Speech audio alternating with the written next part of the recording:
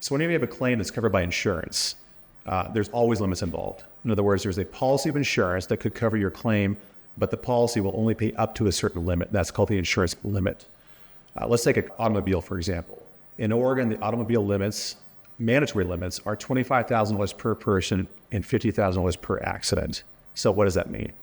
That means if you're injured in a crash and it's someone else's fault, right, and they have the mandatory minimum policy limits, you as an individual can collect up to $25,000. That's the per person limit, okay?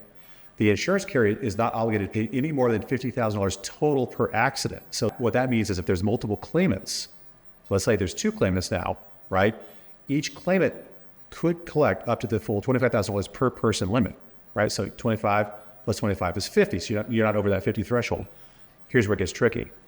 If you have 3 or more people involved in that example, in that accident, and they're all injured, then if all 3 are to recover, there's no guarantee that any one person is going to be able to collect their full per person limit of $25,000. So let's say those 3 people are all equally injured. They all have a broken leg, all had surgery to repair it, so they'll have the same level of claim, okay?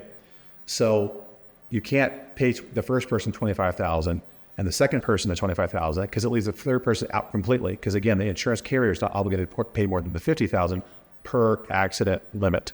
So what usually would happen then is that each of the 3 parties would have to take less than the $25,000 per person limit because that's the only way the insurance company is going to be willing to settle with all 3, and they will require a settlement of all 3 at the same time. It's called a global settlement for reasons that I don't need to get into here, but you will be required or forced to take less than your $25,000 per person limit because of the nature of the $50,000 per accident limit that they're trying to keep all 3 parties under, and they're obligated to do that. You know, a good lawyer can navigate that fairly easily. They can look at other potential insurance policies that might come into play to help supplement that and best protect you and ideally get you back to full health with full recovery.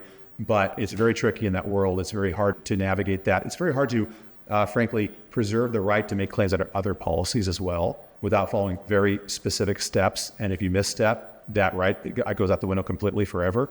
So my recommendation is always, if you're significantly injured, particularly an injury in a case where you have multiple claimants or multiple injured parties, call a lawyer right away, make sure your rights are protected. They'll know the steps to take to do that. And hopefully you will get to a point where you're fully recovered and fully compensated for your injuries.